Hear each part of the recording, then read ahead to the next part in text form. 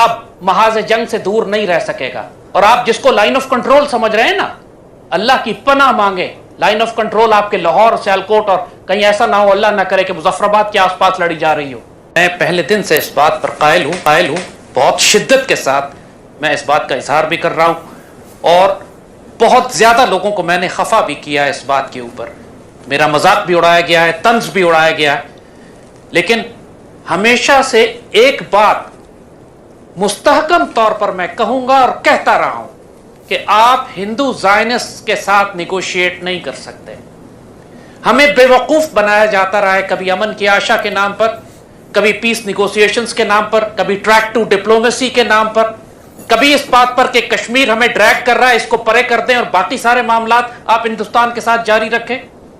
Fact of the matter is कि India अब एक डेमोक्रेसी नहीं है, था कभी भी नहीं, लेकिन अब बिल्कुल खुलकर ये सामने आ चुके हैं। अब एक फैशिस्ट डिक्टेटरशिप है, एक नाजी, एक फैशिस्ट हार्डकोर हिंदुत्व आइडियोलॉजी जिसके साथ दुनिया की कोई ताकत निगोशिएट नहीं कर सकती जब तक आप इसको थ्रेट ना करें। आपने 27 फरवरी को कैसे रिस्पॉन्ड किया था जब उसने बालाकोट में आके आपको मारा था? उस वक्त भी तो हमारी इकोनॉमी वीक थी, उस वक्त भी तो हम यही मुल्क थे, चंद माह पहले की बात है। How did we respond?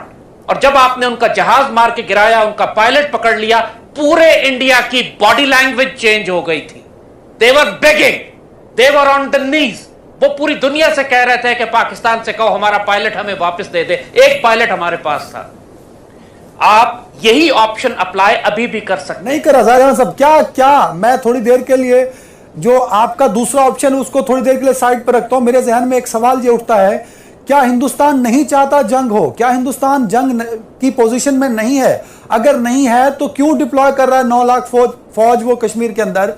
क्यों एलओसी पर मुसलसल वायलेशन कर रहा है? सर हिंदुस्तान चाहता है कि जंग हो, उसके पास भी जंग का ऑप्शन है सर, उसके पास भी एक फौज है, हम उसको डिनाई नहीं कर सकते। देखिए, एक बात समझने की कोशिश कीजिएगा।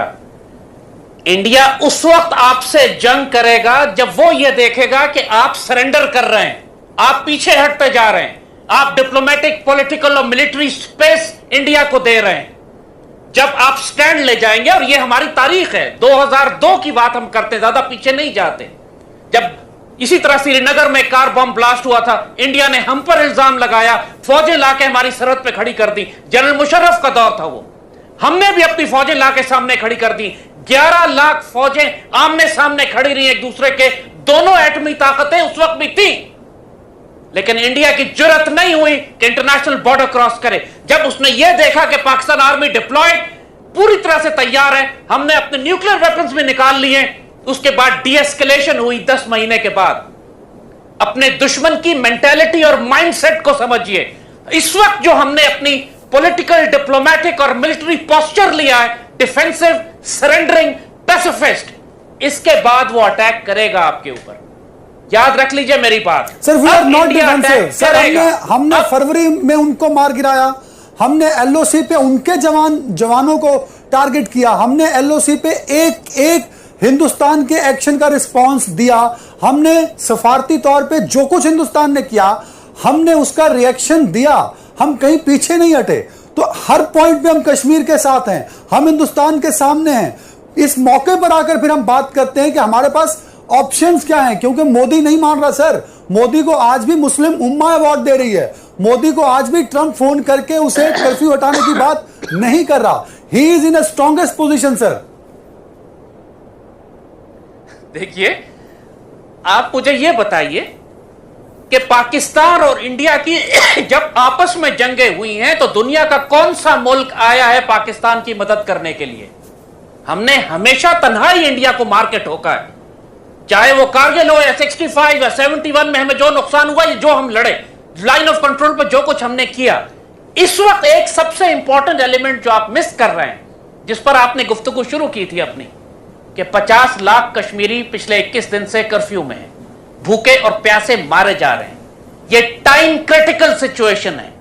27 फरवरी वाला केस भी नहीं है कि जब हमारे पास टाइम था कि हम अपनी मर्जी से बगैर किसी प्रेशर में आए हुए अपने टाइम एंड स्पेस पे रिटेलिएट करें, एंड वी डिड। लेकिन इस वक्त इनिशिएटिव दुश्मन के पास है।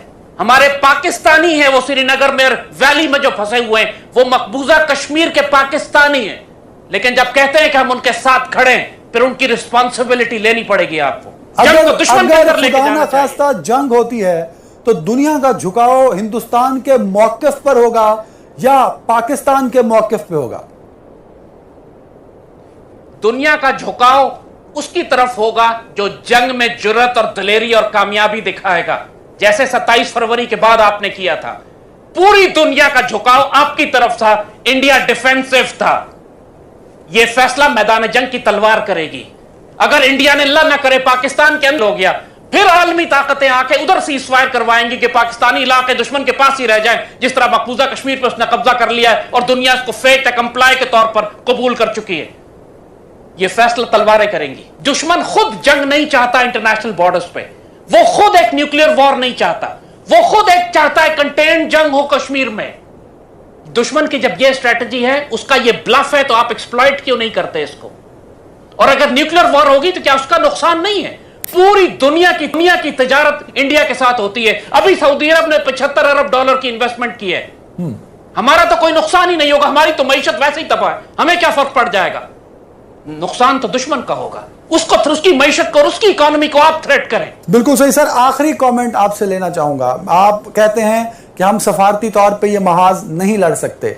अगर हम जंग की तरफ जाते हैं, क्या हम में इतनी कैपेसिटी है कि हम इस हालात में, जब हमारी माशी हालत आपने खुद कहा इस बेहतर नहीं है और इससे इनकार भी नहीं है, तो उस जानिब क्या हिंदुस्तान जैसी बड़ी इकॉनमी, उसके पास नंबर ज्यादा हैं, फौज की तादाद ज्यादा है, उसके पास एसेट्स हैं, उसके पास भी एटॉमिक वेपन्स हैं, क्या हिंदुस्तान मेंटली प्रिपेयर नहीं है पाकिस्तान की जानिब से किसी भी रिएक्शन का?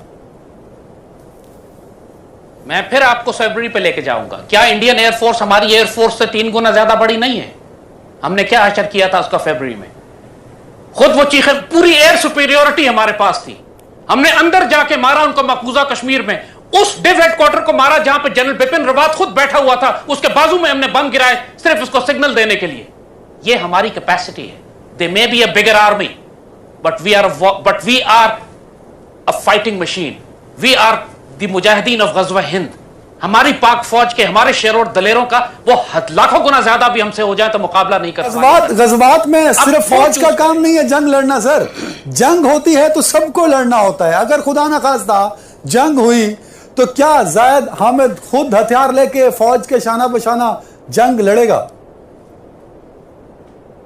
ज़ैद हामिद ऑलरेडी दुश्मन की सफों के पीछे पहुंचा हुआ है अल्लाह के फजल से। सर वो तो ट्विटर पे है ना सर वो ट्विटर पे है। मैं ऑन फील्ड बात कर रहा हूं, ऑन फील्ड सर।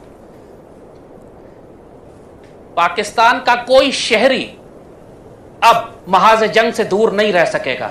और आप जिसको लाइन ऑफ कंट्रोल समझ रहे हैं ना, अल्लाह की पनाह मांगे। लाइन ऑफ कंट्रोल आपके लाहौर, सियालकोट और कहीं ऐसा ना हो, अल्लाह ना करे कि मुजफ्फराबाद के आसपास लड़ी जा रही हो। कोई पाकिस्तानी अब सिविलियन नहीं है, हर पाकिस्तानी को इसमें लड़ना पड़ेगा। और हम आपको सिर्फ वार्न कर रहे हैं, अल्लाह से डरें, अल्लाह से डरें इस वक्त से कि जब जंग आपको सियालकोट, लाहौर और मुजफ्फराबाद में लड़नी पड़े।